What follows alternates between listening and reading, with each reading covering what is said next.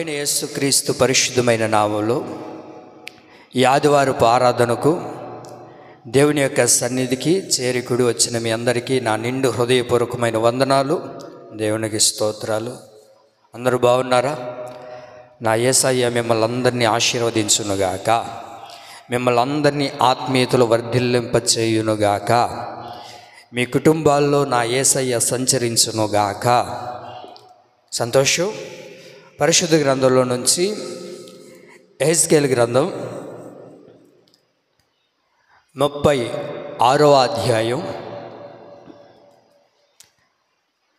యెహెజ్కేలు గ్రంథం 36వ అధ్యాయం 9వ వాక్యాన్ని మనం చదువుకుందాం. యెహెజ్కేలు గ్రంథం 36వ అధ్యాయం 9వ వాక్యాన్ని చదువుకుందాం. నేను మీ పక్షమున ఉన్నాను, నేను మీ తట్టు తిరగగా మీరు దున్నబడి విత్తబడుదురు. ఇంకా తలెత్తి నా వైపు చూడండి. దేవుడు ఈ మాటను ఇశ్రాయేలు ప్రజలతో పలుకుచూ ఉన్నారు. నేను మీ పక్షమున ఉన్నాను. ఈరోజు మన అంశం ఏంటంటే దేవుడు మన పక్షమున ఉండబోతూ ఉన్నాడు. ఆమేన్. నేను మీ పక్షమున ఉన్నాను. ఏం చూశాడో తెలియదు కానీ ఏ మంచి లేని మన కొరకు, అభాగ్యులైన మన కొరకు, పాపముతో కూరుకుపోయిన మన కొరకు ఈ లోకానికి దిగివచ్చి ఆయన రక్తాన్ని చిందించి ఆ రక్తము ద్వారా మనకు ఒక విముక్తిని కలగజేసి పరిశుద్ధులుగా మనం మార్చబడాలని, పరిశుద్ధుల గుంపులో మనం చేర్చబడాలని, యుగ యుగాలు ఆయనతో పాటు మనం జీవించాలని ఆయన ఈ లోకానికి దిగివచ్చి ఆయన మన పక్షముగా ఉండి మన పాపములన్నీ మోసిన దేవుడు ఒకే ఒక్కడు, మనం ఆరాధిస్తున్న ప్రభు అయిన యేసుక్రీస్తు. ఈయన ఎవరయ్యా అనంటే మన పక్షమున ఉన్న దేవుడు. ఆమేన్. ఈయనెవరు? మన పక్షమున ఉండే దేవుడు. మన పక్షమున నిలిచి మన దోషాలు క్షమించి మన పాపాలను తీసివేసి మన జీవితంలో కలుగుతున్న ప్రతి ఇరుకు, ఇబ్బందులు, బాధలన్నిటినీ తీసివేయడానికి, మన పక్షమున ఉండడానికి ఈ ఆదివారాన ప్రభు మన మధ్యలో సంచరిస్తూ ఉన్నాడు. ఆమేన్. ఇప్పటికీ నేను ఇక్కడికి వచ్చి ఈ రోజుతో సంవత్సరం పూర్తయింది. పోయిన సంవత్సరం ఆగస్ట్ నెల 2వ వారంలో నేను ఇక్కడికి రావడం జరిగింది. మరలా ఆగస్ట్ నెల 2వ వారాన మీ ఎదుట ఉండడానికి నా యేసయ్య నా పక్షాన నిలిచి ఇక్కడ నిలబెట్టారు. ఆమేన్. ప్రభు ఎవరయ్యా అనంటే ఆయన మన పక్షమున ఉన్న దేవుడు. ఆమేన్. ఎవరు? ఆయన మన పక్షమున ఉండే దేవుడు. ఏ కన్నీరు కారుస్తున్నావో, ఏ బాధపడుతున్నావో, ఏ ఇబ్బందుల మధ్యలో ఉన్నావో, ఏ స్థితిగతి మధ్యలో నడిపించబడుతున్నావో నాకు తెలియదు కానీ ఈ ఆదివారపు దినాన ప్రభు మన పక్షముగా ఉండడానికి, మన పక్షముగా నిలబడడానికి, మన పక్షముగా నిలిచి మన కొరకు పోరాడడానికి ఈ ఆదివారపు దినాన నేను మీ పక్షముగా ఉండబోతున్నాను అని యేసుక్రీస్తు ప్రభుల వారు మనతో చెప్పుచూ ఉన్నాడు. ఆమేన్. అందుకే అపోస్తుల కార్యం 5వ అధ్యాయం 14వ వాక్యాన్ని మనం చూడగలిగితే ఇక్కడ కూడా అనేక మంది మారు మనసు పొంది, అనేక మంది రక్షించబడి, అనేక మంది జనసమూహముగా కూడి విశ్వాసులై ప్రభు పక్షంన చేర్చబడిరి అని రాయబడి ఉంటుంది. విశ్వాసులై అనేక మంది ఏమయ్యారు అని అంటే ప్రభు పక్షమున చేర్చబడ్డారు. ఆమేన్. ఏమయ్యారు? చెప్పండి. ఏమయ్యారు? ప్రభు పక్షమున చేర్చబడ్డారు. అనేక మంది విశ్వాసులుగా మార్చబడి, విశ్వాసుల యొక్క సమూహానికి చేర్చబడి, దేవుని యొక్క ప్రార్థన మందిరంలో చేర్చబడిన వారందరూ ఏమయ్యారు అని అంటే ప్రభు పక్షమున చేర్చబడ్డారు. చెప్పండి, ఏమయ్యారు? మరి నీవు ప్రభు పక్షాన చేరి ఉన్నావా? చెప్పండి. విశ్వాసులుగా మార్చబడిన అనేక మంది ఏమయ్యారు ఇక్కడ అని అంటే ప్రభు పక్షమున చేర్చబడ్డారు, ప్రభు పక్షమున నిలిచి ఉన్నారు. ప్రభు పక్షమున విశ్వాసులు అనేక మంది ప్రభు పక్షమున నిలిచి ఉన్నారు. మరి ఈ దినాన దేవుని సన్నిధికి వచ్చిన నీవైనా నేనైనా ప్రభు పక్షమున నిలిచేవారిగా మనం మార్చబడాలి. ఆమేన్. ప్రభు పక్షమున మనం ఉండాలి.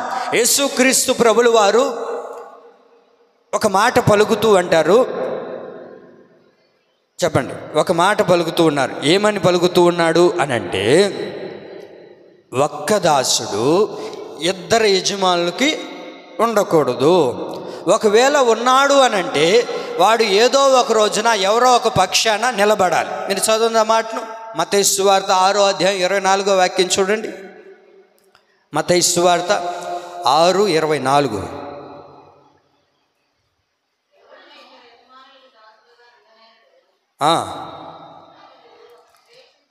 ఒకరిని ద్వేషించి లేదా ఒకని పక్షముగా ఉండి ఒకరిని తృణీకరించును. ఈ మాట దేవుడు ఎందుకు పలుకుచున్నాడు? ఇక్కడ సందర్భాన్ని మనం చూడగలిగితే, ఒకడు దేవుడిని నమ్ముకున్న తర్వాత వాడు ఉంటే దేవుడు పక్షానైనా ఉండాలి, లేకపోతే లోకం పక్షంనైనా ఉండాలి. ఇద్దరు పక్షాన ఉండడం అనేది అసాధ్యమైనది. ఉంటే ధనం వైపైనా ఉండాలి, లేదా దేవుని వైపైనా ఉండాలి. అట్లా కాకుండా నేను రెండు ప్రక్కల ఉంటాను, రెండు పక్షముల వైపు ఉంటాను అని అంటే అది కుదిరే పని కాదు. ఇద్దరు యజమానులకి ఒక్క దాసుడు ఉండడం అసాధ్యం. ఎవరో ఒక పక్షాన నిలబడాలి, ఎవరో ఒకరిని తృణీకరించాలి, ఎవరో ఒకరి వైపున నిలబడాలి. మరి ఈ సినాన దేవుని యొక్క సన్నిధికి వచ్చిన మనం ఎవరో పక్షాన నిలిచి ఉన్నాం? లోకం పక్షం నిలిచి ఉన్నామా, లేదా దేవుని పక్షాన నిలిచి ఉన్నామా? శ్రమలు, కష్టాలు, ఇబ్బందులు, అవరోధాలు కలిగినప్పుడు దేవుని విడిచి లోకం వైపు నిలబడ్డామా? లేదా ఎన్ని శ్రమలు వచ్చినా, ఎన్ని ఇబ్బందులు కలిగినా, ఎన్ని ఒడిదొడుకులు మన జీవితంలో కలిగినా, లేదు నా దేవుని కొరకు నేను నిలబడాలి, నా దేవుని యొక్క పక్షాన నేను నిలిచి ఉండాలని ఆశపడగలుగుతూ ఉన్నామా? ఒకసారి ఆలోచిద్దాం, ఎవరి పక్షాన మనం ఉన్నాము? లోకం పక్షాన్ని నిలబడే వాళ్ళు కొంతమంది కనబడుతూ ఉంటారు. రాజకీయ నాయకుల వైపు నిలబడే వాళ్ళు కొంతమంది కనబడుతూ ఉంటారు. మరి కొంతమంది ఏమో పాస్టర్ల వైపు నిలబడే వాళ్ళు కొంతమంది ఉంటారు. మరి కొంతమంది ఏమో సంఘం వైపు నిలబడే వాళ్ళు కొంతమంది ఉంటారు. అయితే దేవుని పక్షాన నీవు నిలబడగలుగుతూ ఉన్నావా? మనం అప్పుడప్పుడు చూస్తూ ఉంటాం, సినీ యాక్టర్లని అభిమానులు ఏం చేస్తుంటారు, వాళ్ళ అభిమాన హీరో సినిమా రిలీజ్ అయితే ఏం చేస్తారో పెద్ద ఫ్లెక్సీ వేసి ఆయన పక్షాన నిలబడేవారు కొంతమంది కనబడితే, మరి కొంతమంది వీళ్ళు వీరి యొక్క హీరో సినిమా రిలీజ్ అయింది అయిపోయి వాళ్ళు కూడా ఏం చేస్తారు, ఇప్పుడు ఓ పెద్ద ఫ్లెక్సీ వేస్తారు. ఇప్పుడు ఇద్దరు ఫ్లెక్సీలు వేసుకొని గొడవలకు దారితీసి ఎంతోమంది చావుకి, మరణానికి దారితీసిన వాళ్ళు కూడా మనకు చూడకపోలేదు. ఎంతోమందిని మనం చూస్తూ ఉన్నాము కూడా. మరి కొంతమంది రాజకీయ నాయకుల వైపు పక్షాన నిలబడి అన్నిటినీ పోగొట్టుకొని, ఏకాకిగా నిలబడి అన్నిటినీ ఓడగొట్టుకొని ఇప్పుడు ఎవరి పక్షానో నిలబడాలో తెలియని పక్షంలో అనేక మంది సతమతములాడుచూ ఉన్నారు. అయితే ఈ దినాన నువ్వు లోకం వైపు, సినీ యాక్టర్ల వైపు, రాజకీయ నాయకుల వైపు వారి పక్షాన్ని నిలబడ్డావా, లేదా లోకానికి రక్షకుడైన యేసుక్రీస్తు ప్రభుల వారి పక్షాన నువ్వు నిలబడ్డావా అన్న విషయాన్ని ఈ రోజున మనం జ్ఞాపకం చేసుకోవాలి. ఆమేన్. దేవుని పక్షాన మనం నిలబడాలి. ఎందుకు నిలబడాలి అని అంటే, ఆయన మన పక్షాన నిలబడి ఉన్నాడు గనక, ఆయన మన పక్షాన ఉన్నాడు గనక మనం ఆయన పక్షమున ఉండేవారిగా ఉండాలి. ఆమేన్. మరి దేవుడు అందరి పక్షాన ఉంటాడా? చెప్పండి. ఇప్పుడు దేవుడు మందిరానికి నువ్వు వచ్చావు, దేవుడు మందిరానికి నేను వచ్చాను, అందరి పక్షాన దేవుడు ఉంటాడా? చెప్పాలమ్మా, ఏదో ఒకటి చెప్పండి. ఉంటాడు, ఉండడు, ఏదో ఒకటి చెప్పండి. ఉంటాడా? అందరి పక్షాన ఉంటాడా? మరి బైబిల్ ఎలా చెప్తుంది? బైబిల్ ఏం చెప్తుందో చెప్పనా? అందరి పక్షాన దేవుడు ఉండడు. ఏమండి, నువ్వు కూడా పెద్ద బైబిల్ పట్టుకొని పెద్ద ముసుగేసుకొని 4 పాటలు పాడి దేవుడిని ఆరాధిస్తే నీ పక్షాన దేవుడు ఉంటాడు అని అనుకుంటే పొరపాటు. మరి ఎవరి పక్షాన దేవుడు ఉంటాడయ్యా అని అంటే వాక్యం ఎలా ఉంటుంది? చదవండి. 14వ కీర్తన 5వ వాక్యం చూడండి. 14వ కీర్తన 5వ వాక్యం చూసారా? దేవుడు నీతిమంతుల సంతానము పక్షముగా నున్నాడు. ఎవరి పక్షాన ఉన్నాడు ఆయన? చెప్పండి చెప్పండి, ఇప్పుడు చెప్పండి. ఎవరి పక్షాన ఉన్నాడు? అందరి పక్షాన ఉన్నాడా? లోకంలో మానవుడిగా సంచరిస్తున్న ప్రతివాడి పక్షాన దేవుడు ఉన్నాడా? మందిరానికి వస్తున్న ప్రతివాడు పక్షాన నేను ఉంటానని దేవుడు అంటూ ఉన్నాడా? ఎవరి పక్షాన ఆయన ఉంటాడు అని అంటే బైబిల్ అంటుంది, ఎవడైతే నీతిమంతుడిగా ఉంటాడో వాడు పక్షమున మాత్రమే కాదంటండి, వాని యొక్క సంతానము పక్షముకు కూడా దేవుడు నిలబడతాడు. నువ్వు నీతిమంతుడిగా మార్చబడాలి, నీతిమంతుడిగా పిలువబడాలి, నీతిమంతుడిగా చేర్చబడాలి.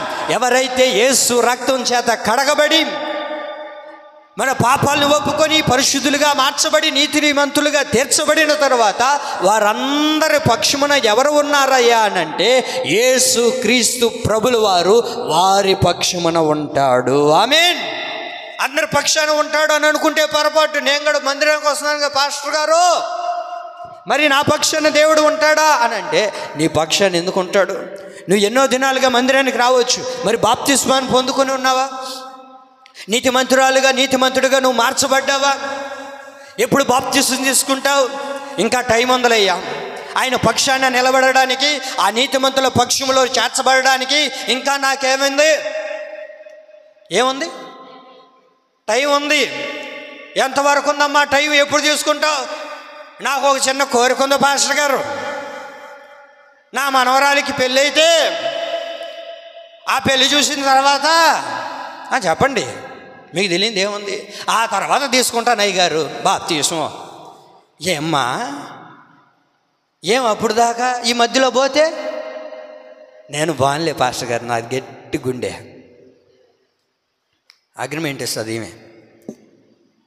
సరే మనవరాలి పెళ్ళి చూద్దాంలే, సరే ఎట్లాగట్లాగా ఆ మనవరాలికి పెళ్లి చేద్దాంలే, సరే తీసుకురాబా నీ మనవరాలిని చూద్దాం, మంచి సంబంధం తీసుకొని వచ్చి పెళ్లి చేస్తే నువ్వు కూడా నీతిమంతుల గుంపులో చేర్చబడతావు కదా, నీ పక్షాన దేవుడు నిలబడతాడు. ఇంకెప్పుడో జీవితం ముగించబడిపోయే సమయంలో నువ్వు నిలబడి ఉన్నావు కదా, మరి దేవుడి దగ్గరకు వచ్చి ఆ నీతిమంతుల గుంపులో చేర్చబడాలి కదా. మరి దేవుడు నీ పక్షాన నిలిచి ఉండాలని, నీ సంతానం పక్షాన నిలిచి ఉండాలని ఆశపడుతున్నాడు. నీ మనవరాల్ని తీసుకురాబో. నా మనవడారులు రాలేదయ్యా, నడవలేందా? ఏమ్మా కాలు లేవా? కాదు పాస్టర్ గారు, అది ఉయ్యాల్లో వగతా. ఎక్కడంట? ఉయ్యాల్లో బిడ్డ. ఆ బిడ్డ ఎప్పుడు పెద్ద అవ్వాలా? ఆ బిడ్డ ఎప్పుడు వయసుకు రావాలా? ఆ బిడ్డ ఎప్పుడు ఏమండి పెళ్లి చూపులు జరగాల? చూడండి, మరి ఇలాంటి వారందరి పక్షాన దేవుడు నిలిచి ఉంటాడా? కాలాలు సమయాలు మన చేతిలో లేవు. ఎప్పుడు ఏం జరుగుతుందో, ఎప్పుడు కాలం ముగించబడుతుందో, ఎప్పుడు ఎక్కడ ఎవరు జీవితంలో ఏం జరగబోతుందో తెలియని జీవితాల్లో మనం బ్రతుకుచూ ఉన్నాం. ప్రపంచం ఎలా నడిపించబడుతుంది అంటే ప్రాణాన్ని గుప్పిట్లో పెట్టుకొని బ్రతుకుచూ ఉన్న రోజుల్లో మనం బ్రతుకుతున్నాం. ఎవడు ఎప్పుడు వచ్చి ఏం బాంబు వేసిపోతాడో తెలియదు. అవునా కదా? వార్తల్లో న్యూస్లో చూస్తూ ఉన్నాం. ఎన్నో యుద్ధాలు, ఎన్నో ఘోరాలు, ఎన్నో చూస్తూ ఉన్నప్పటికీ కూడా నీతిమంతులు గుంపులో చేర్చబడాలి, నేను బాప్తిస్మం పొందాలి, రక్షించబడాలి. ఆ నీతిమంతుల గుంపులో చేర్చబడి స్వయాన దేవుడే నా పక్షమున నిలబడాలని ఆశపడలేని వాళ్ళు ఎంతోమంది మన పక్షాన మనం చూస్తూ ఉన్నాం. అయితే ఈ దినాన దేవుడు ఎందుకో నేను హెచ్చరిస్తూ ఉన్నాడు. ఇంకా బాప్తిస్మం తీసుకోకుండా ఆ నీతిమంతుల గుంపులో చేర్చబడకుండా ఉన్నావేమో. నీతిమంతుల గుంపులో నువ్వు చేర్చబడాలని దేవుడు ఎందుకు ఆశపడుతున్నాడు తెలుసా?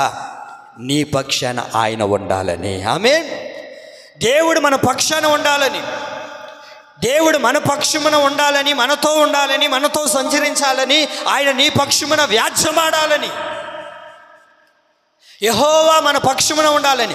దేవుడు మన పక్షమున ఉంటే రోమపత్రికలు ఏముంది? అది కూడా చదవాలా? చదవబాకండి, ఆగండి. దేవుడు మన పక్షమున ఉంటే మనకు విరోధి ఎవడు? దేవుడు మన పక్షం ఉంటే మనకు ఎవరు విరోధి? ఎవడు విరోధిగా మార్చబడతాడు? ఎవడు నీకు విరోధిగా ఉండడు. కారణం ఏంటయ్యా అంటే నీ పక్షాన ఉన్నది ఎవరు? ఎవరుమా? ఎవరో ఎమ్మెల్యే అంటున్నారమ్మా. ఎవరు? కార్పెంటరా? నాకు వినబడదు, అది చెప్పాను కదా. చెప్పండి, ఎవరు మన పక్షమున ఉండేది? చంద్రన్న. ఎవరు బాగా చెప్పండి అమ్మా. దేవుడు నీ పక్షాన ఉంటే నీకు విరోధి ఎవడు నిలబడనేరడు. ఆమేన్. రాజకీయ నాయకులు నీకు ఒకవేళ నీ పక్షాన్ని నిలబడితే ఏమండి, వారికి పడని వాళ్ళు నీకేమవుతారు? ఇప్పుడు విరోధిగా నిలబడతారు. కానీ భూప్రపంచంలో మనం ఆరాధిస్తున్న దేవుడు నీకు పక్షముగా నిలబడితే నీకు విరోధి అనేవాడు ఎవడు కూడా నీ ఎదుట నిలబడడండి. వాడిని రానివ్వడు. కారణం ఏంటయ్యా అంటే దేవుడు మన పక్షమున ఉన్నాడు. దేవుడు మన పక్షమున ఉన్నాడు. ఆయన మన పక్షమున ఉన్నప్పుడు మనం ఆయన పక్షముగా నిలబడే వారిగా ఉండాలి. దినవృత్తాంతంలో 2వ గ్రంథం 15వ అధ్యాయం 2వ వాక్యం చూడండి.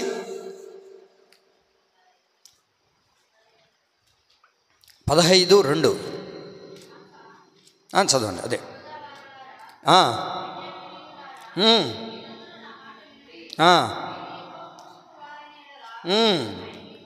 చూడండి ప్రవక్త ఒక మాట పలుకుతూ ఉన్నాడు ఇక్కడ. మీరు యెహోవా పక్షపు వారైన ఎడల ఆయన మీ పక్షమున ఉంటాడు. చాలు. మీరు దేవుని పక్షమున ఉంటే దేవుడు ఇప్పుడు ఏమవుతాడు? మీ పక్షమున నిలబడతాడు. నువ్వు దేవుని పక్షాన్ని నిలబడి చూడు, ఆయన ఆటోమేటిక్గా నువ్వు పిలవకపోయినా నీ పక్షాన ఆయన ఉంటాడు. ఆయన నీ పక్షాన ఉండాలంటే మనమేమవ్వాలి? ఆయన పక్షాన నిలబడాలి. నువ్వు ఆయన్ని తృణీకరిస్తే ఆయన నిన్ను తృణీకరిస్తాడు. ఆయన్ను విసర్జించే చెప్పండి, ఆయన మనం విసర్జిస్తే ఆయన కూడా మనల్ని ఏం చేస్తాడు? ఖచ్చితంగా విసర్జిస్తాడు. ఆ కింద వాక్యాల్లో రాయబడి ఉంది చూడండి, నేనేమనట్లేదు. చూడండి ఏమనుంది? మీరు ఆయనను విసర్జించిన ఎడల ఆయన మిమ్మల్ని ఏం చేస్తాడు? విసర్జిస్తాడు, తృణీకరిస్తాడు, విడిచిపెడతాడు. కారణం ఏంటి? నువ్వు దేవుని విడిచిపెట్టావుగా. నువ్వు దేవుని తృణీకరిస్తే ఏమండి, దేవుడు కూడా మనల్ని ఏం చేస్తాడు? తృణీకరించడం ప్రారంభిస్తాడు. నువ్వు దేవుని విడిచిపెట్టావు కనుకనే దేవుడు కూడా నిన్ను విడిచిపెడుతున్నాడు. దేవుని పక్షాన నువ్వు నిలబడగలిగితే, దేవుని పక్షాన నువ్వు ఉండగలిగితే ఆయన కూడా నీ పక్షాన ఉంటాడు. ఆయన మన పక్షమున ఉంటాడు. మనం ఆయన పక్షాన ఉండగలుగుతాం. లోకం పక్షాన కాదు మనం నిలబడవలసింది. రాజకీయ నాయకుల వైపు కాదు మనం నిలబడవలసింది. సినీ యాక్టర్ల వైపు కాదు మనం నిలబడవలసింది. ఎవరి పక్షాన నిలబడాలి అంటే భూప్రపంచాన్ని నిర్మించిన సాక్షాత్తు ప్రభు అయిన యేసుక్రీస్తు ప్రభుల వారి పక్షాన నువ్వు నిలవగలిగితే నీకు విరోధి అనబడేవాడు ఎవడు ఉండడు. ఒకసారి చప్పట్లు కూడా దేవుని నామమున మహిమపరుద్దాం. పోయిన వారమేగా చెప్పాను, కొడితే ఎట్టగొట్టాలా? ఆగండి. మీ ముందు ఎవరుండాలి చెప్పనా? సాతానుగాడు ఉన్నాడు. మీ ముందు ఎవరు ఉన్నాడు? వాడు కూర్చొని ఉంటాడు. వాడు కూర్చొని ఉన్నప్పుడు మీరు చప్పట్లు కొడితే ఎట్టుండాలో తెలుసా? వాడు మోకం పెట్ట పెట్ట పెట్ట పెట్ట అని తగల సిగ్గులోనోడికి. వాడు ఎందుకు వస్తాడు చెప్పనా? మీ కాడికి మిమ్మల్ని నిద్రకోపడానికి వస్తుంటాడు. మిమ్మల్ని అనాలోచితమైన ఆలోచనలు కలగచేసి ఇంటికాడ ఏం జరుగుతుంది, ఊర్లో పెళ్ళి జరుగుతుంది కదా, పెళ్ళిలో భోజనాలు పెట్టినారో లేదో అంటే మీరు గురించి కాదులే, వాడు చేసే ఆలోచనలు అవే. ఆ ఎక్క వచ్చిందో లేదో, మా చిన్నమ్మ కూతురు వస్తాననింది రాలేదే, ఏమై ఉంటుందో, ఈయన ఎప్పుడు వదులుతాడో, ఇవన్నీ ఎవరు చేస్తాడు? వాడు అక్కడ ఉన్నాడు మన పక్కన, మన ముందు కూర్చో ఉంటాడు సిగ్గులోనాడు. వాడు మొహం పగలగొట్టాలి. రై ఇలాంటి ఆలోచనలు కలగజేస్తావు, చంపకు పగిలిపోవాలి వాడికి. కొట్టండి అయితే. దేవుడికి మహిమ కలుగును గాక. కొడదాం. అది మీరు వాడిని ఏందో గంధం పూసినట్టు, ఏం కాదులే సాతాను, నీకు నొప్పి రాదులే, నేను చిన్నగా కొడతాను అని అనగాకండి. మీరు కొడుతుంటే వాడికి సిగ్గు రావాలి, యేసయ్యకు మహిమ రావాలి. ఆమేన్. మన పక్షమున ఉండే దేవుడు మనం ఆరాధిస్తున్నవాడు. ఆయన మన పక్షాన ఉన్నాడు. దేవుడు మన పక్షాన ఉంటే మనకి ఏ ప్రయోజనం కలుగుతుంది? ఆయన మన పక్షమున ఉండడం ద్వారా మన జీవితాల్లో ఎలాంటి ఆశీర్వాదాన్ని కలగజేస్తాడు? మనుషులు కాదు మన పక్షాన ఉండవలసింది, లోకస్తులు కాదు మన పక్షాన ఉండేది, రాజకీయ నాయకులు కాదు మన పక్షాన ఉండేది. మన పక్షమున ఉండేది ఎవరయ్యా అంటే మనం ఆరాధిస్తున్న యేసుక్రీస్తు ప్రభుల వారు మన పక్షాన ఉన్నాడు. ఆయన మన పక్షం ఉన్నప్పుడు మనం ఆయన పక్షాన ఉండాలి. ఆయన పక్షాన మనం నిలిచి ఉన్నప్పుడు, మన పక్షాన ఆయన నిలిచి ఉన్నప్పుడు మనకి ఎలాంటి ప్రయోజనాల్ని దేవుడు కలగజేస్తాడు, ఎలాంటి ఆశీర్వాదాల్ని మన జీవితంలో దేవుడు అనుభవించేటట్లుగా మన జీవితంలో దేవుడు చేస్తాడు అని అంటే, మొదటి మాట, దేవుడు మన పక్షాన ఉంటే మనకు కలిగే ప్రయోజనం ఏంటయ్యా అంటే, మన పక్షమున దేవుడు సహకారిగా ఉంటాడు. చెప్పండి, మన పక్షాన దేవుడు ఎలా ఉంటాడు? సహకారిగా ఉంటాడు. 118వ కీర్తన 6-7 వాక్యాలు చూడండి, చదవండి అమ్మా. అదే, యెహోవా నా పక్షముననున్నాడు, నేను భయపడను, నరులు నాకేమి చేయగలరు? యెహోవా నా పక్షమున వహించి నాకు సహకారి ఉన్నాడు, నా శత్రువుల విషయమై నా కోరిక నెరవేరుట చూచెదను. మన పక్షముగా దేవుడు ఉంటే ఏం ప్రయోజనం కలుగుతున్నాయి అంటే, మన పక్షాన దేవుడు సహకారిగా ఉండి మన కోరికను నెరవేరుస్తాడు. ఆమేన్. ఆయన మన పక్షాన ఉండాలని ఎందుకు ఆశపడుతూ ఉన్నాడు? మనం ఆయన పక్షాన ఉంటే, ఆయన మన పక్షమున ఉంటే, ఆయన మనకు సహకారిగా ఉండడం మాత్రమే కాదు, కానీ ఏ కోరికతో అయితే నువ్వు ఉన్నావో ఆ కోరికను నీవు చూచేటట్లుగా నా దేవుడు చెయ్యునుగాక. ఆమేన్. మన పక్షమును వహించి మనకు సహకారిగా దేవుడు ఉండబోతూ ఉన్నాడు. అయితే ఉండడం మాత్రమే కాదు, కానీ నీ కోరిక ఏదో అది నీవు చూచేటట్లుగా, నీవు అనుభవించేటట్లుగా ప్రభు చేస్తాడు. అయితే ఏమైపోతుంది ఇక్కడ అని అంటే, దేవుడు మనకు సహకారిగా ఉండబోతూ ఉన్నాడు. ఆయన సహకారిగా మనకు ఉండాలి అని అంటే మనం ఏమవ్వాలి? ఆయన పక్షమున ఉండాలి, ఆయన మన పక్షమున ఉండాలి. ఆయన ఎవరి పక్షానైతే ఉంటాడో వారికి దేవుడు ఏం చేస్తాడు? సహకారిగా ఉంటాడు, సహాయం చేస్తూ ఉంటాడు. బైబిల్లో మనం గమనించగలిగితే ఏమండి, మనుషులు ఎలాంటి వారయ్యా అంటే సహకారులు కాదండి, సహాయం చేసేవాళ్ళు కాదు, మనల్ని బాధ పెట్టేవాళ్ళు, ఇబ్బంది పెట్టేవాళ్ళు, దుఃఖాన్ని కలగజేసేవాళ్ళు మనకు సహకారులే. మనకు సహకారులుగా ఉంటారు, మన పక్షాన ఉండి ఏదో మనకు సహాయం చేస్తారు అనుకుంటే పొరపాటు. మనుషులు ఎవరు కూడా మనకు సహకారులుగా ఉండరు, ఉండనేరరు. అందుకే దావీదు కీర్తనకారుడు ఒక మాట అంటారు, 55వ కీర్తన 12-13 వాక్యాలు చూడండి. 55:12-13.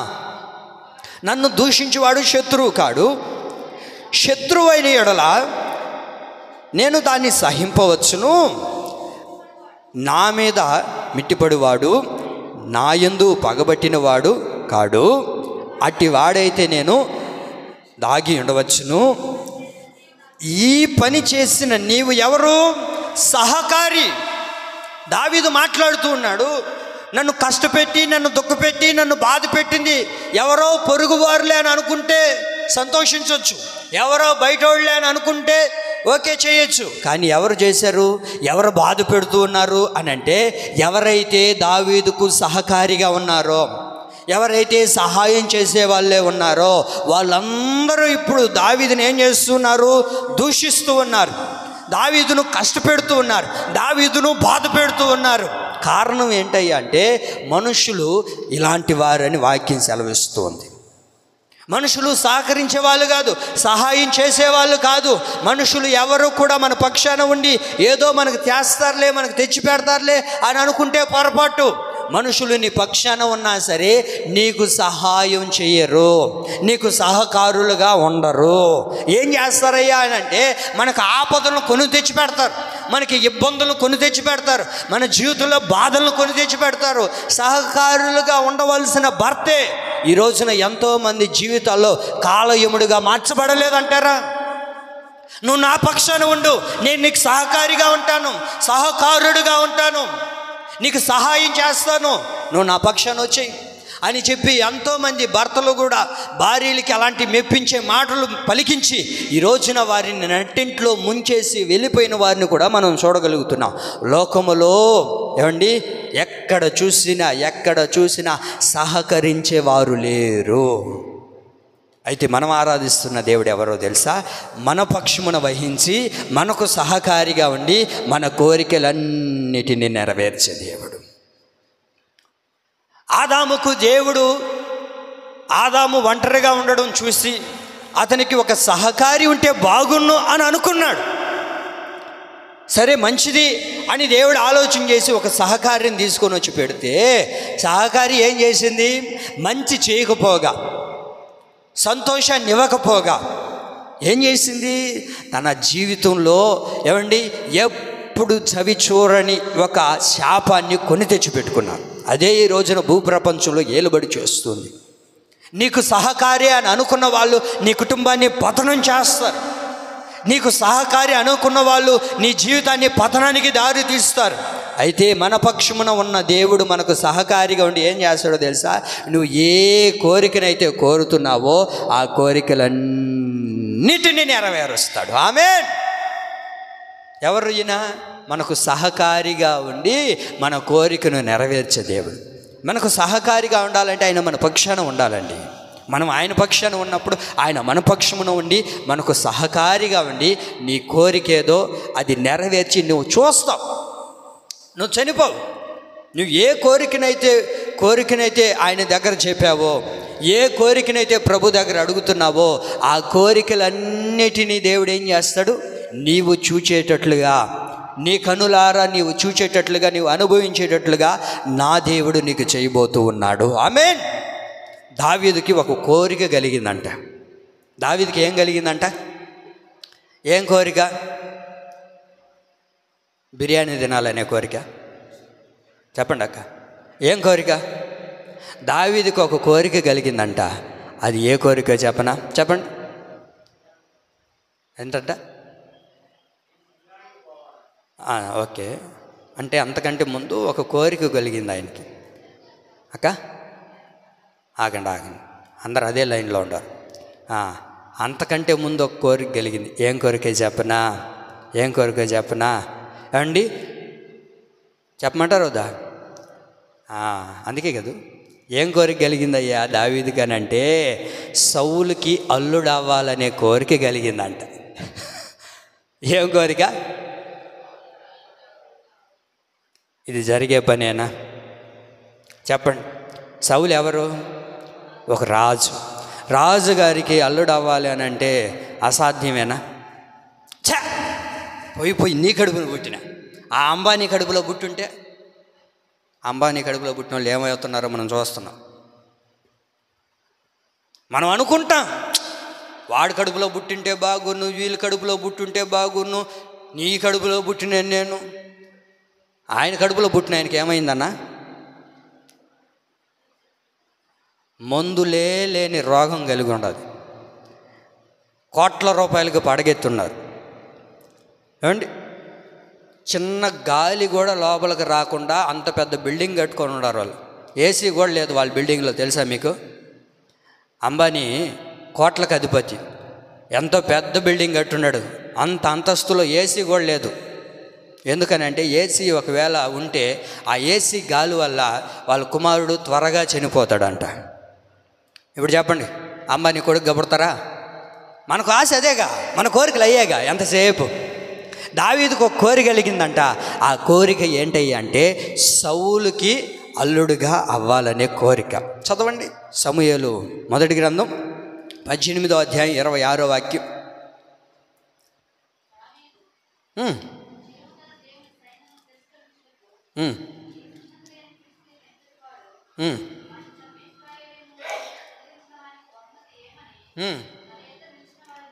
అడుగుగా జనులు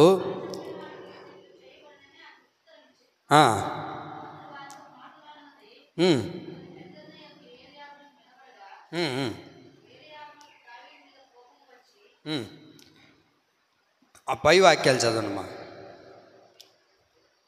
పై వాక్యం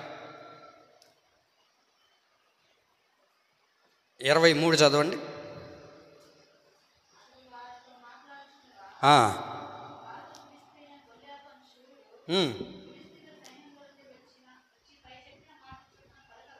సమూయేలు మొదటి గ్రంథం 18వ అధ్యాయము 26. సౌలు సేవకులు ఆ మాటలు దావీదునకు చేరగా తాను రాజునకు అల్లుడు కావాలనన్న కోరిక గలవాడై ఏమయ్యాడు దావీదు? చెప్పండి, దావీదు ఏమయ్యాడు? కోరిక గలవాడయ్యాడు. ఏం కోరిక అయ్యా దావీదు నీకనంటే, రాజుగారికి ఏమవ్వాలా? అల్లుడు అవ్వాలి. రాజుగారికి అల్లుడు అవ్వాలి. రాజుకి అల్లుడు అయితే ఏమవుతాడు చెప్పండి అమ్మా? రాజు అవుతాడా? ఒక మంచి ఉన్నత స్థానంలోనికి వెళ్తాడు కదా, మంచి అనుభవాల్లోనికి వెళ్ళగలుగుతాడు.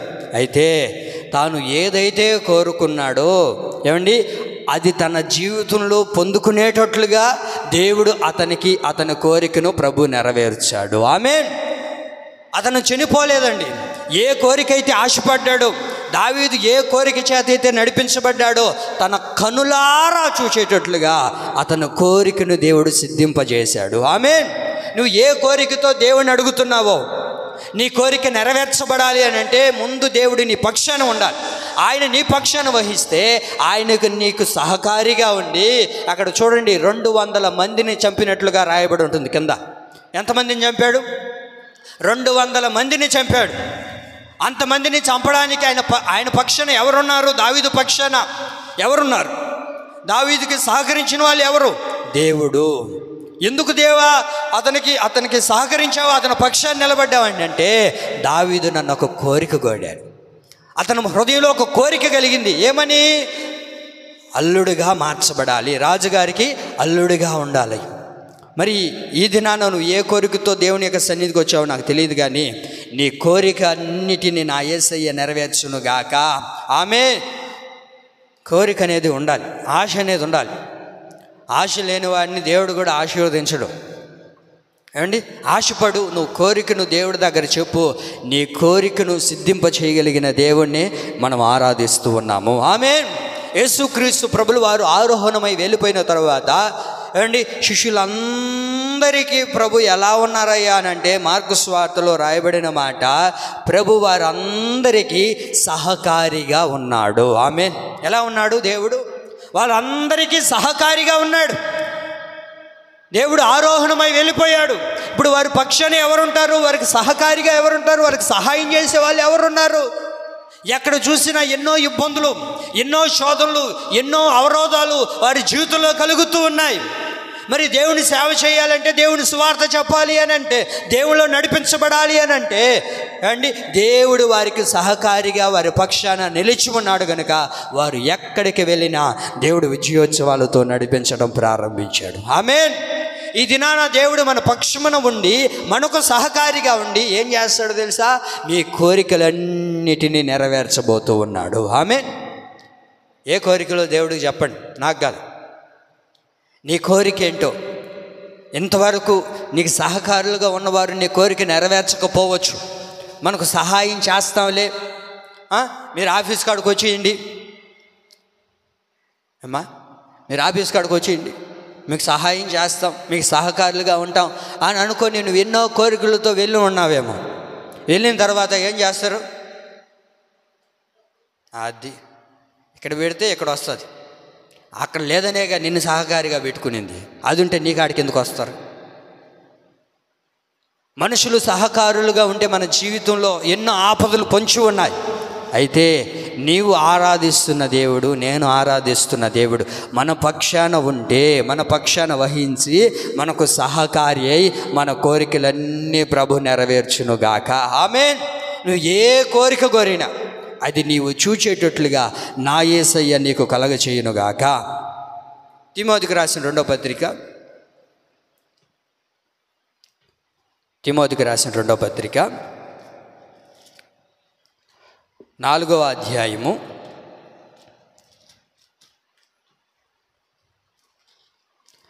17వ వాక్యాన్ని చదువుకుందాం.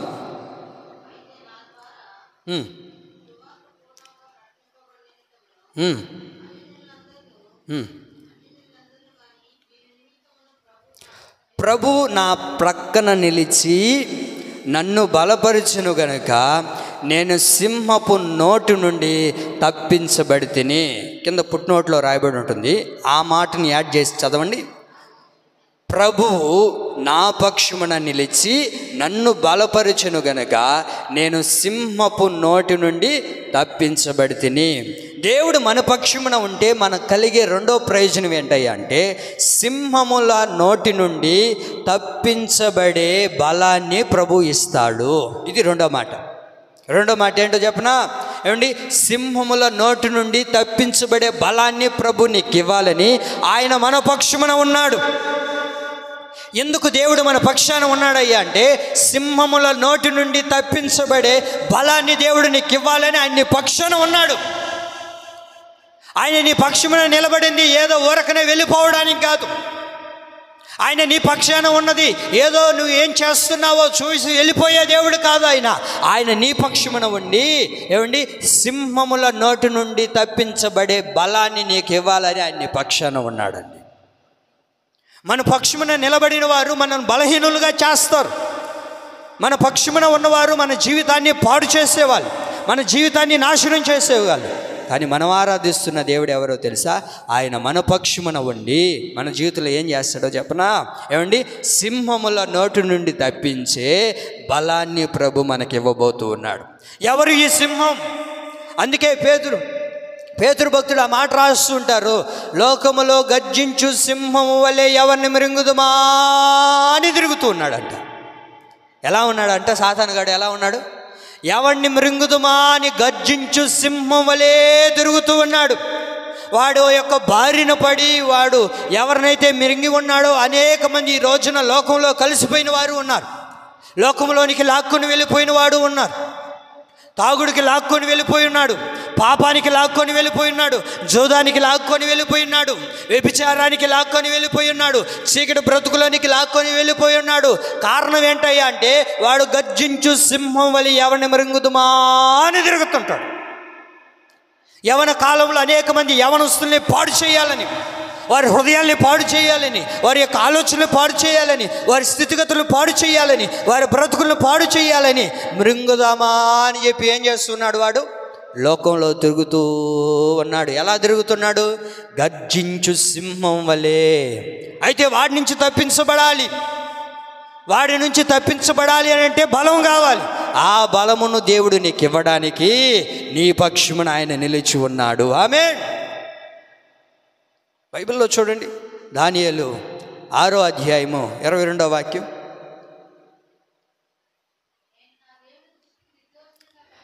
నేను నా దేవుని దృష్టికి నిర్దోషిగా కనబడుతుని గనుక ఆయన తన దూతను నంపించి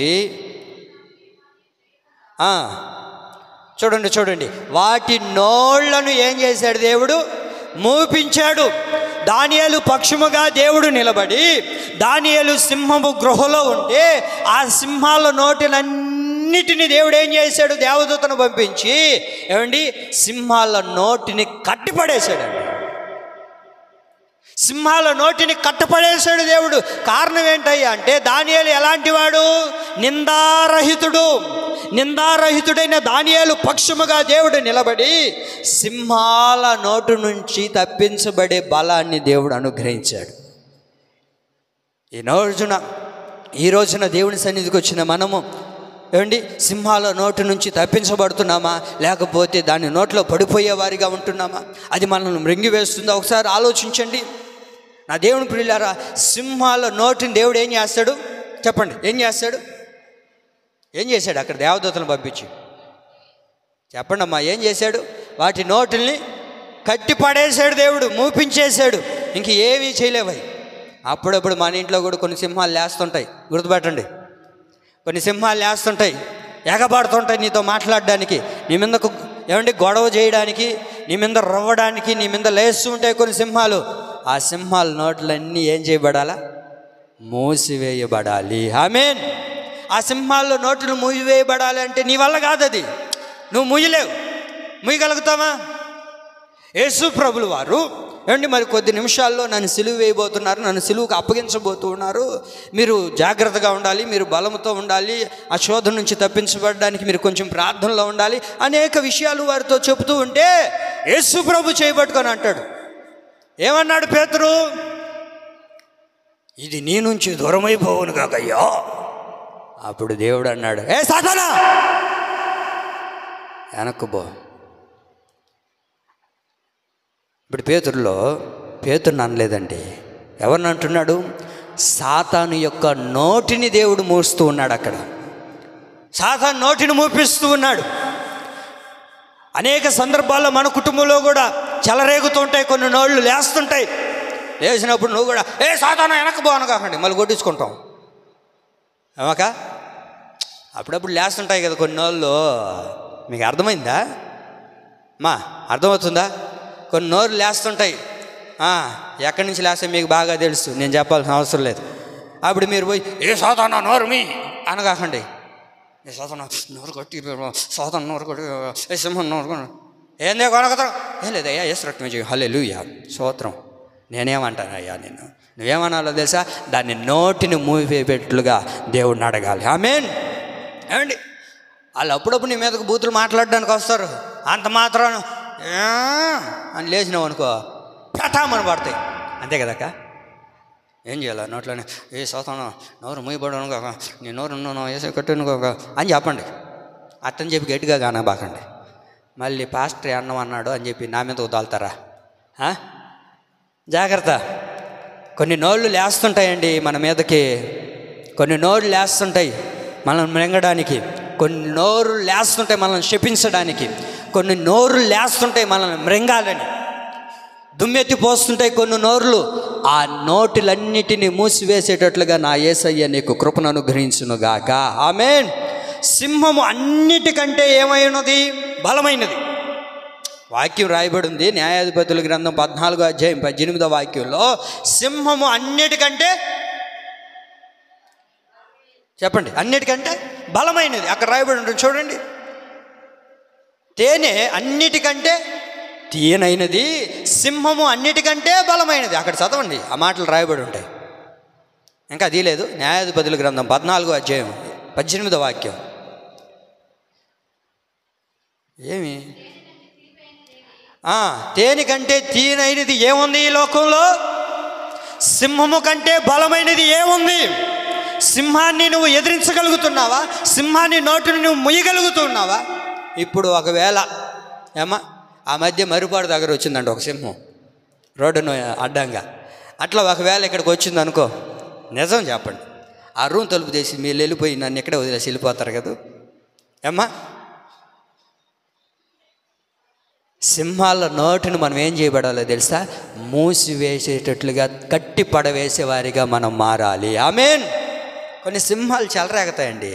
లోకంలో సింహం కంటే బలమైనది ఏదీ లేదంట. మరి అలాంటి దాన్ని మనం కట్టి పడేయాలి అని అంటే ఏమండి, ఎవరు ఉండాలి మన పక్షాన? అది దేవుడు మన పక్షాన ఉంటే ఏమండి, ఏ సింహాల నోళ్ళనైనా మనం ఏం చేయగలుగుతాం? కట్టి పడవేయగలుగుతాము. బైబిల్లో సింహాన్ని చంపిన 3 వ్యక్తులు ఉన్నారండి. సింహం అనగా ఏం చెప్పాను? సాతానుగాడు, గర్జించు సింహం వల్లే వాడికి తిరుగుతూ ఉంటాడు. మరి బైబిల్లో 3 వ్యక్తులు ఉన్నారు సింహాన్ని చంపిన వాళ్ళు. వాళ్ళు ఎవరయ్యా అంటే, మొదటిగా 14వ అధ్యాయం 5వ వాక్యం చూడండి. న్యాయాధిపతులు. అక్కడ మనకెవరు కనబడుతూ ఉన్నారో చూడండి, చదవండి.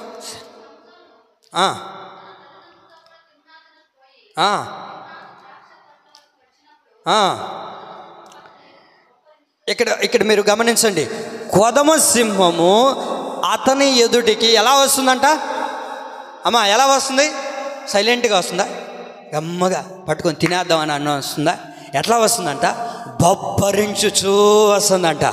ఎలా వస్తుంది? బొబ్బరించుచూ వస్తూ ఉందంట. చదవండి. యెహోవా ఆత్మ అతనిని ప్రేరేపింపగా అతడు మేక పిల్లను చీల్చినట్లుగా అతడు దాన్ని ఏం చేశాడు? అబ్బా, ఎట్లా వచ్చింది ఆ సింహము? బొబ్బరించుచు కోపముతో రివ్వెక్కుతూ పైకి వస్తుంది శాంసోన్ మీదకి. శాంసోన్ చేతిలో ఏమీ లేదు. శాంసోన్ ఇప్పుడు దేవుని ఆత్మను పొందుకొని దేవుడు అతని పక్షాన్ని నిలబడి ఇప్పుడు ఏం చేయబడ్డాడో తెలుసా? ఎలా చీల్చాడంట? ఒక గొర్రెను, ఒక మేక పిల్లల్ని చీల్చినట్టుగా చీల్చేసాడంట. మేక పిల్లల్ని చీల్చగలుగుతావా మైరమ్మ? కోడినే చీల్చలేము మనం. కోడిని బొచ్చులు అవుతుంటే ఎలాగా?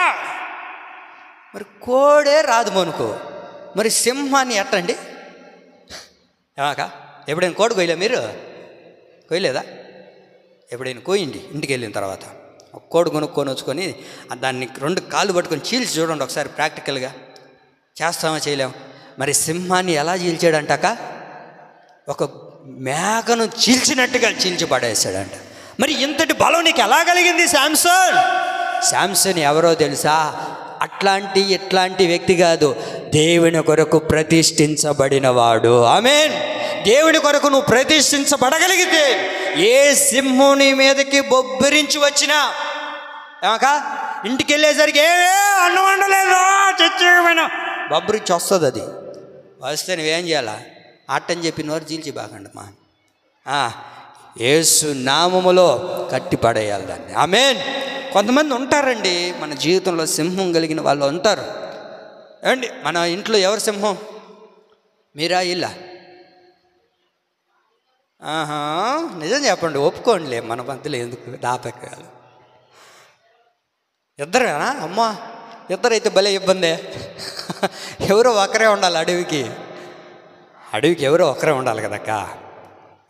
చెప్పండి ఇప్పుడు ఎవరు? మీరా వీళ్ళ? అన్నోళ్ళ మీరా? సరే ఎందుకు, మీకే తెలుసుగా మొత్తానికి ఎవరో. కాబట్టి ఆ సింహాలు మూవేయబడాలండి.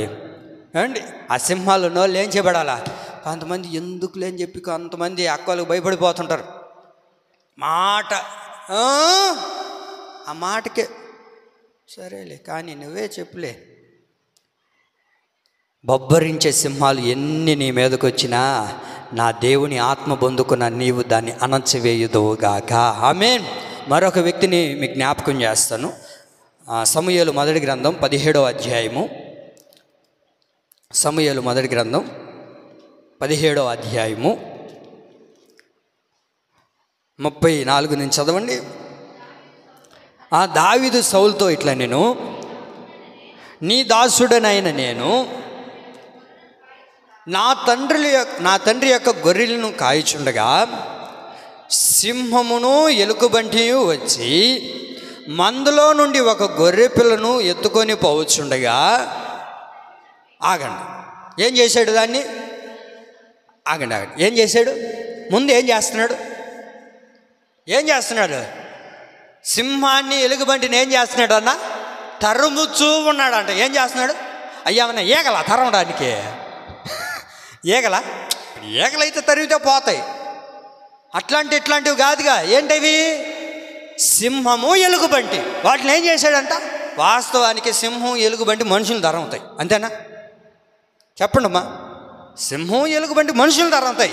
కానీ ఈయనేం చేశాడు? దావీదు సింహాన్ని తనుముచ్చు ఉన్నాడు. నీ దగ్గరకు ఏ సింహం వచ్చిందో నాకు తెలియదు, కానీ ఆ సింహాన్ని నువ్వు తరిమేవాడిగా ఉండాలి, కానీ ఆ సింహం నిన్ను తరంకూడదు.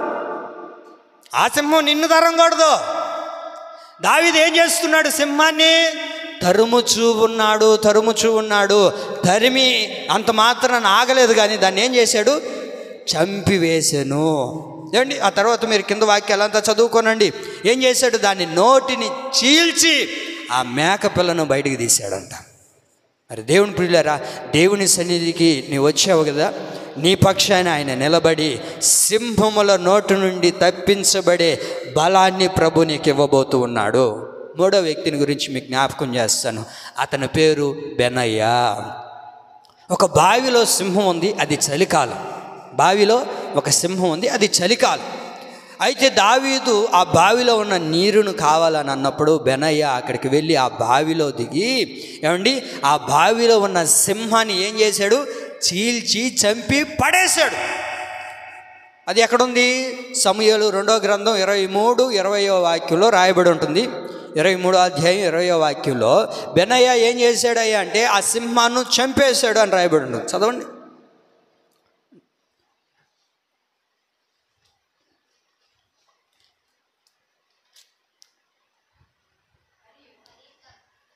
చదవండి ఎవరో ఒకరు.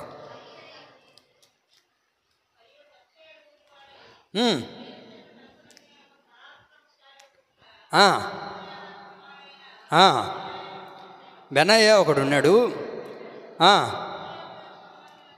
త్వరగా చదవండి. ఆ కింద వాక్యంలో రాయబడి ఉంది, బావిలో దాగి ఉన్న ఒక సింహమును చంపివేసెను. ఇప్పుడు ముగ్గురు వ్యక్తులను చూపించారు. ఈ ముగ్గురు వ్యక్తుల దగ్గరికి ఎవరు వచ్చారు? సింహం వచ్చింది. సింహం అనబడుతున్న సాతానుగాడు మన దగ్గరకు వస్తాడు, మన కుటుంబంలోనికి వస్తాడు, మన జీవితంలోనికి కూడా వస్తాడు. వచ్చినప్పుడు వాడికి లోబడకూడదు. వాడిని ఏం చేయాలి? నువ్వు తిరగబడాలి. వాడిని ఎదిరించే బలాన్ని నువ్వు పొందుకోవాలని దేవుడు నీ పక్షాన ఉన్నాడు.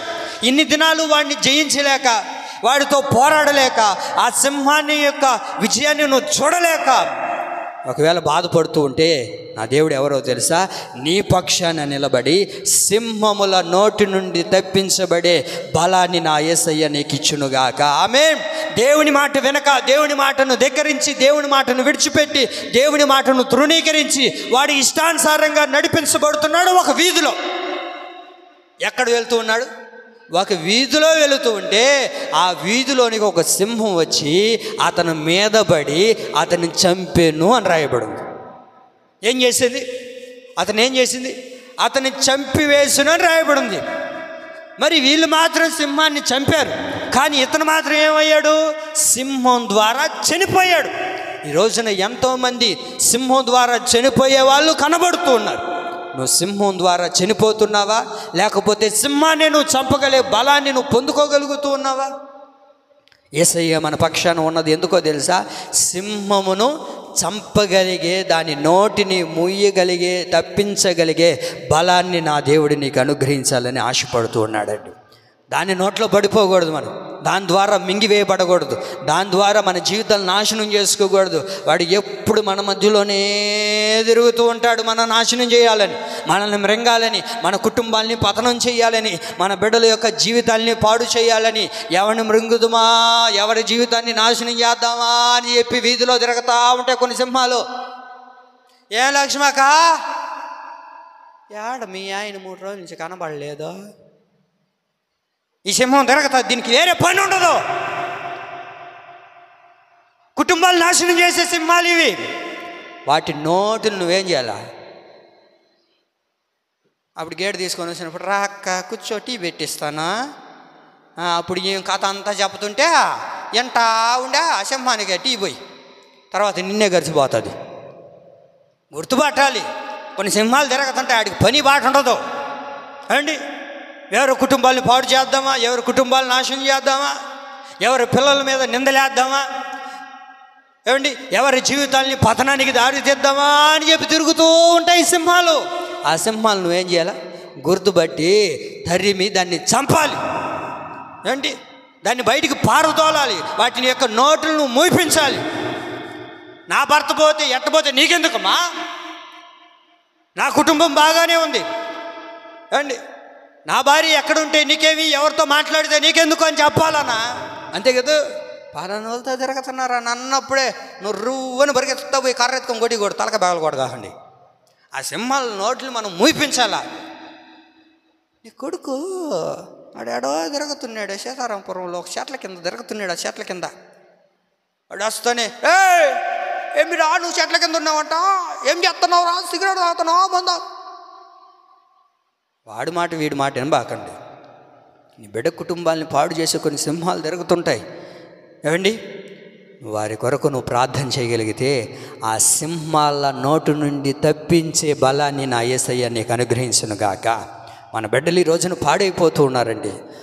లోకంలో గర్జించు సింహం వలే తిరుగుతూ ఉన్నాడు. వాడు నాశనం చేసేవాడు ఏమండి, వాడు మృంగేవాడు, మన జీవితాల్ని పతనం చేసేవాడు, మన కుటుంబంలోనికి వచ్చి మనల్ని సంతోషంగా ఉండనీయడు వాడు ఏమండి, తారుమారుగా మార్చేస్తాడు.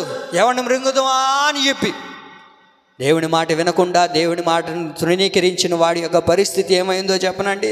రాజుల మొదటి గ్రంథం 13వ అధ్యాయం 24వ వాక్యంలో రాయబడి ఉంటుంది. అతడు వీధిలో వెళుతూ ఉంటే ఒక సింహం అతన్ని చంపెను అని రాయబడింది. ఏం చేయబడింది? ఆ సింహం ఏం చేసింది? చంపేసింది. మన ఆత్మీయ జీవితంలో చచ్చిపోయేవారిగా, ఆ సింహం ద్వారా చనిపోయేవారిగా మనం ఉండకూడదండి. ఆ సింహాల నోటిని మనం ఏం చేయబడాలా ఏమండి చెప్పండి? ఆ సింహాల నోటిని తప్పించబడి వాటి నోటిని మూయించేటే బలాన్ని నా యేసయ్య మీకు అనుగ్రహించునుగాక. యెషయా గ్రంథం 56వ అధ్యాయం, యెషయా గ్రంథం 56వ అధ్యాయం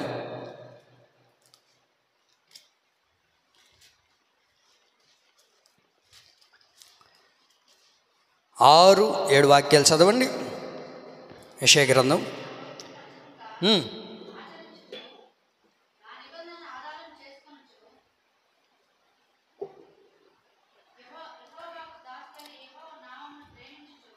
మీరు చదవండి అక్క.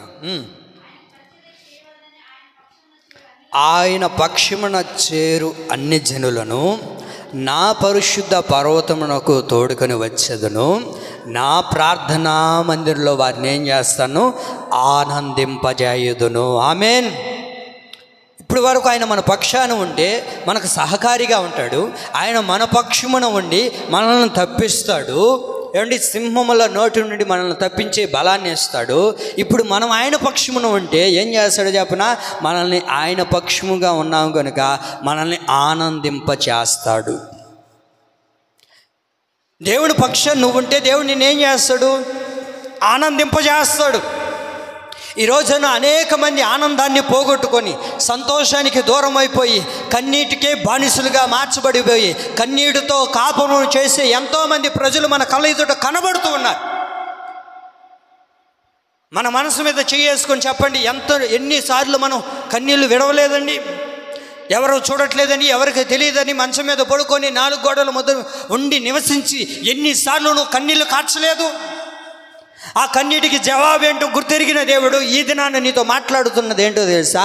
ఆయన మన పక్షమున ఉండి మనం ఆయన పక్షమున ఉంటే ఆయన మందిరంలో దేవుడు ఏం చేస్తాడు? మనల్ని ఆనందింపజేస్తాడు. ఆమేన్.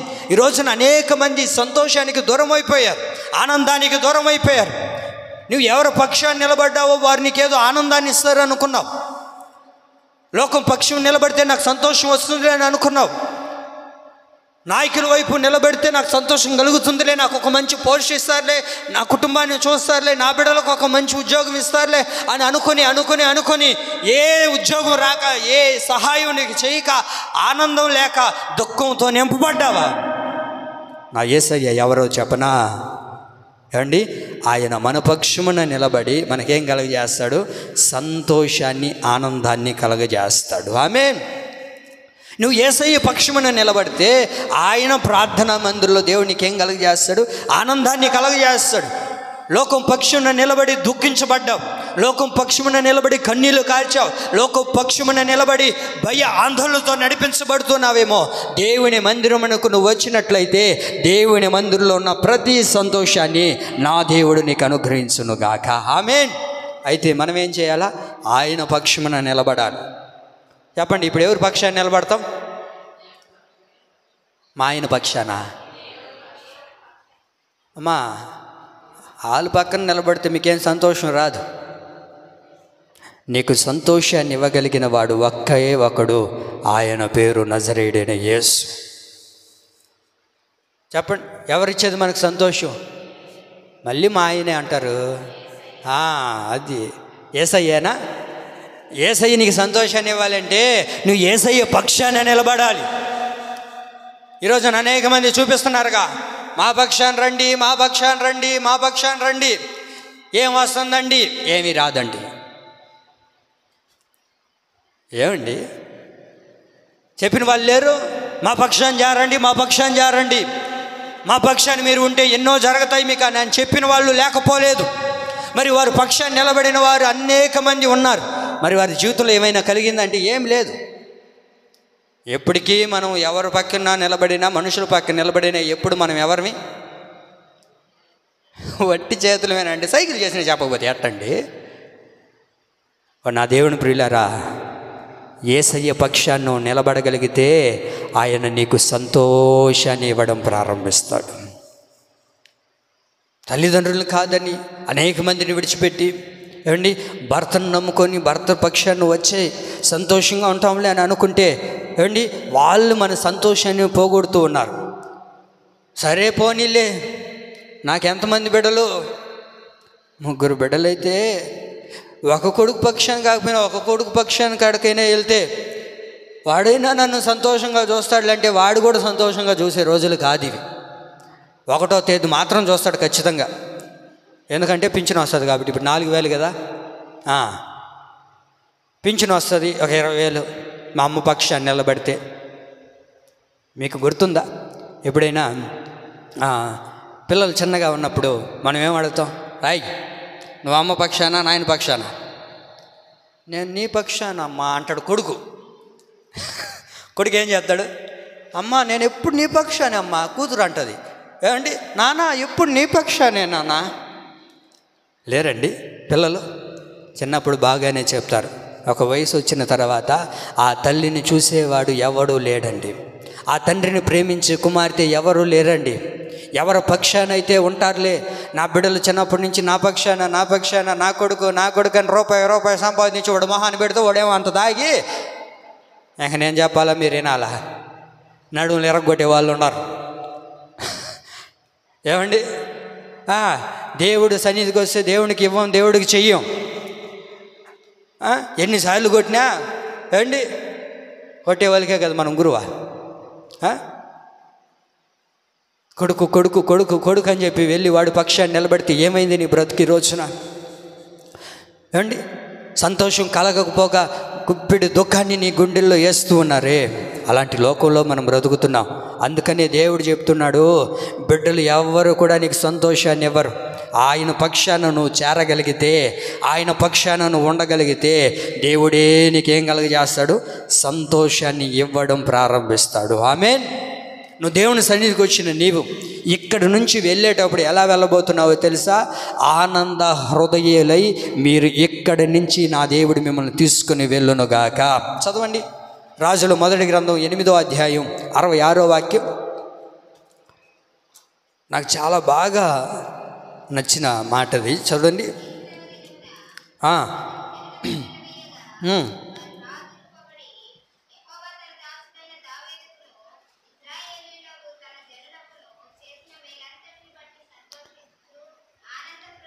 చూడండి ఎలా ఉన్నారు? సంతోషించుచు ఆనంద హృదయులై తమ తమ గుడారములకు వెళ్ళిరి. ఎలా పోయారు వాళ్ళ గుడారాలకి? వాళ్ళ ఇంటికి ఎలా పోయారు?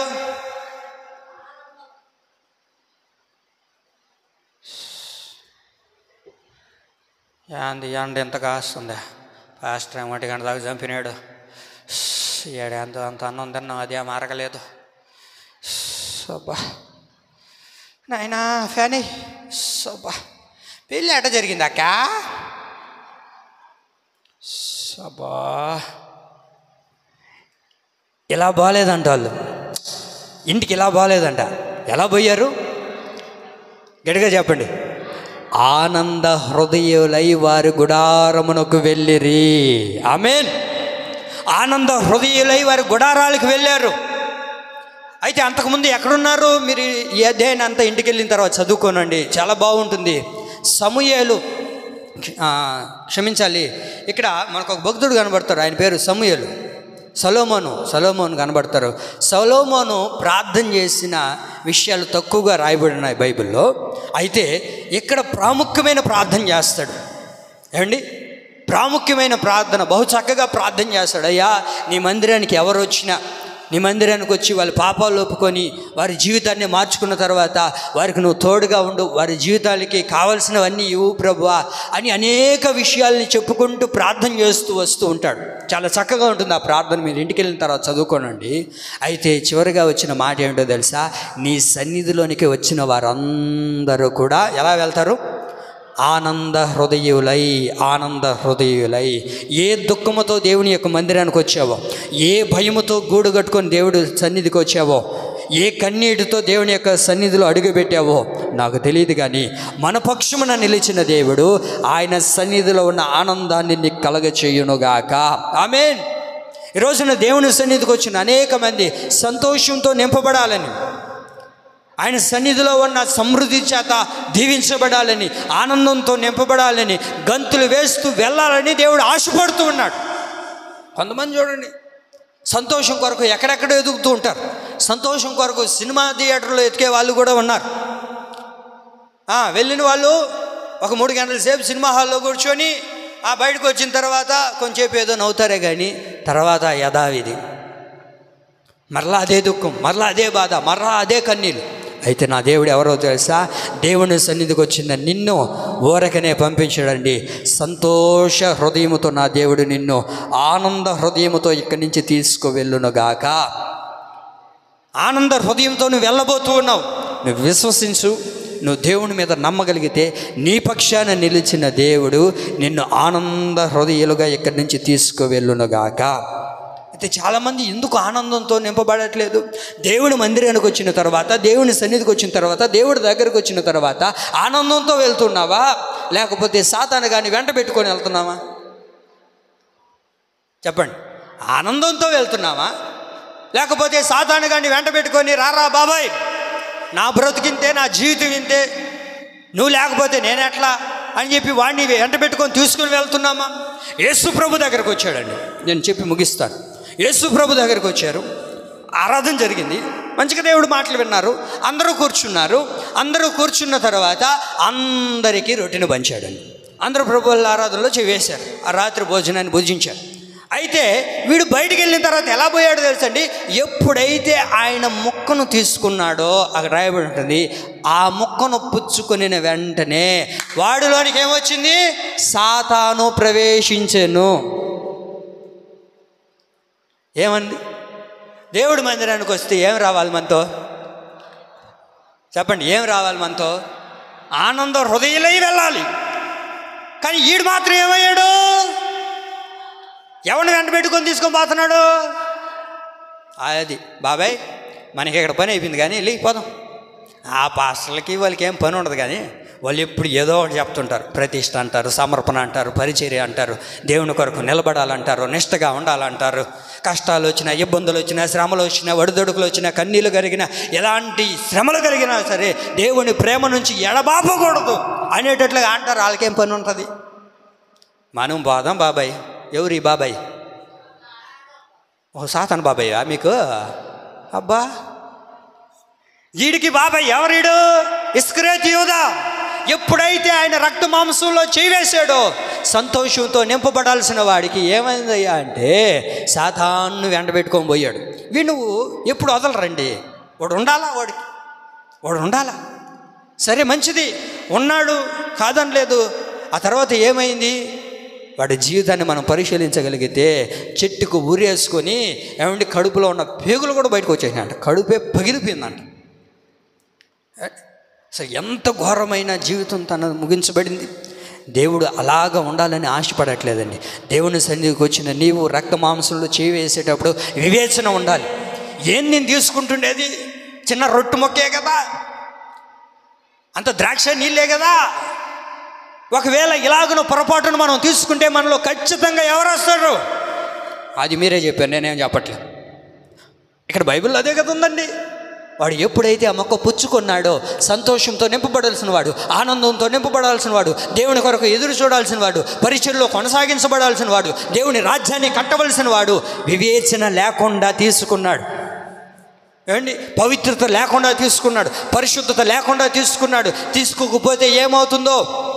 తీసుకుంటే తీసుకుందాంలే, ఎప్పుడు ఇచ్చేదే కదా. ఏమండి, వివేచన లేకుండా, ఆ జ్ఞానం లేకుండా పుచ్చుకోవడాన్ని బట్టి ఏమైందో తెలుసండి? దురాత్మ పట్టింది వాడిని, సాతానుగాడు పట్టింది. అంతటితో ఆగలేదండి, వాడిని మరణానికి తీసుకుని వెళ్ళి నరకానికి పాత్రునిగా చేసింది. నా దేవుడు అలా కోరుకోవట్లేదండి. నిన్ను రాజసింహాసనాన్ని ఎక్కించాలని, ఆ పరలోక రాజ్యానికి వారసుడిగా నిన్ను ప్రభు మార్చాలని, ఆయన నీ పక్షమున నిలిచినది, నీ పక్షముగా ఆయన వచ్చినది, నీ పక్షముగా తోడై ఉండాలని ఆశపడింది. ఎందుకో తెలుసండి? నిన్ను, నీ కుటుంబాన్ని, నీ పిల్లలను యేసయ్య సంతోషంగా ఉంచడానికి. ఆమేన్. కాబట్టి ఆ ప్రభు వల్ల ఆరాధనలు చేవేసేటప్పుడు కొంతమంది ఏదో నెగ్లెక్ట్గా, ఇది నాది కాదులే. నేను బల్ల ఇచ్చేటప్పుడు ఎప్పుడైనా ఏం చెప్తున్నానో విన్నారా? అది విన్నారైతే ఎందుకు? అది కూర్చున్నప్పుడు అలా మీ ఎడమ చేతిలో కుడి చేతి ఉంచుకొని ఆ ప్రభువుల ఆరాధనలో చేవేసేటప్పుడు ఆయన జ్ఞాపకం చేసుకోవాలండి. ఆయన జ్ఞాపకం చేసుకుంటూ, ఈ పాపి కొరకైనా, నా కొరకయ్యా, నా పక్షాన్ని నిలబడడానికి లోకానికి దిగివచ్చి, అయ్యా నీ శరీరాన్ని, నీ రక్తాన్ని నా కొరకు ధారపోసావా ప్రభు అని ఆ సిలువ బలియాగాన్ని జ్ఞాపకం చేసుకుంటే కన్నీళ్ళు ఆగవండి.